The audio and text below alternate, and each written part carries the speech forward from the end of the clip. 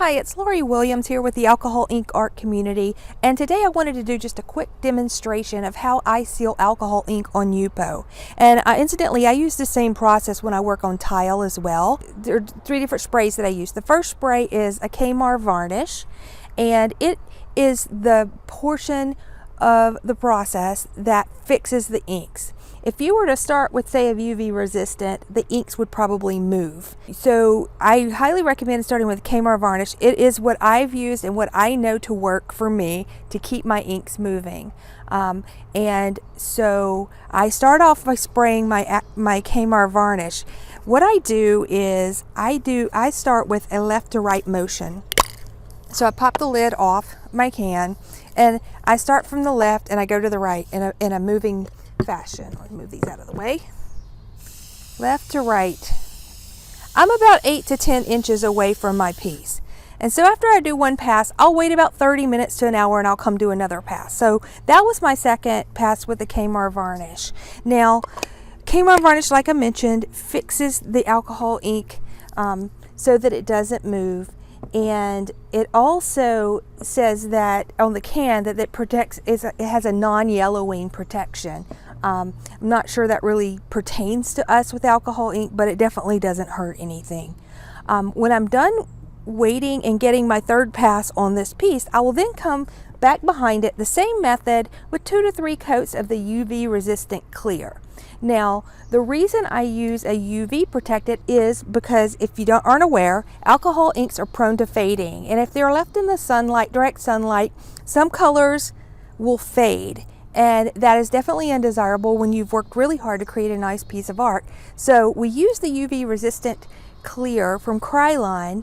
It comes in a matte and a glossy. You can choose either or. I've used both. They work just fine. And I do 2 to 3 passes of that. And then I wait another hour or two. And then I come back with a triple thick clear glaze on top of that.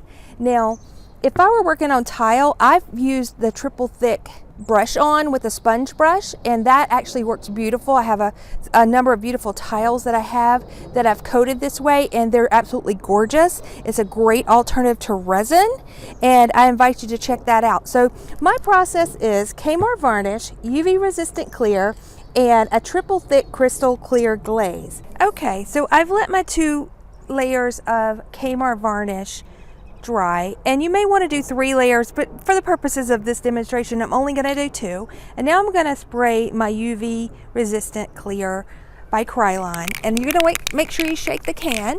And I usually shake the can like 1 or 2 minutes. I've already pre-shaked this can, and I am going to, just like I did with the kmart, spray light coats over the top.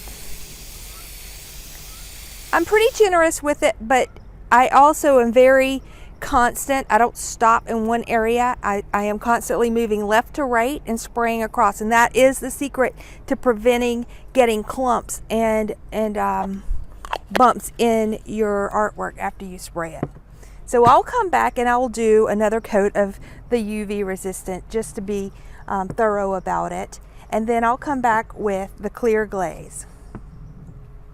For the final piece, I am going to use a clear glaze to give it a shiny coat. It's not necessary. This is an optional phase, but a lot of people like to seal with a clear glaze, especially when they're working on tile. Again, you want to make sure you shake it really good. So I'm going to give it a good shake here. And then I'm just going to do just like I did with the kmart and the UV resistant. I'm just going to spray across, get it started to the side, spray across. Now I'm spraying outside. And so as a result of spraying outside, I am in an open air, and I'm not, the fumes dissipate pretty quickly.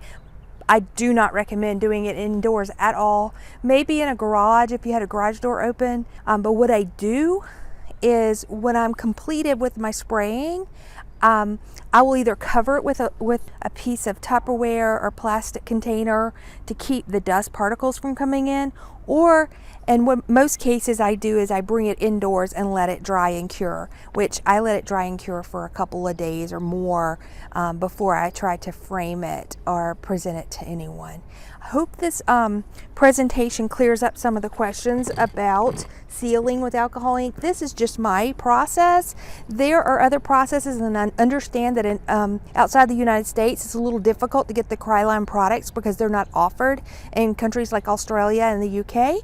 There are some alternative varnishes. I believe Golden makes one. I will put it in, I'll try to put it in the reference to this video so you can see that one. It's a good alternative to Kmart varnish. And if anyone wants to append any in the comments to this video, anything that's worked for them outside of Kmart that others in other countries may be able to get, that's very useful information. We will log that and put it on our website. Hopefully you found this information informative, and I thank you for your time. Make sure that you've joined the Alcohol Ink Art community. It can be found at https://alcoholink.community. And you can also see us on YouTube and on Facebook. We have the Alcohol Ink Art community that currently is over 27,000 members and growing. There's a wealth of information there, so I invite you to check us out there. Thanks, and have a great day.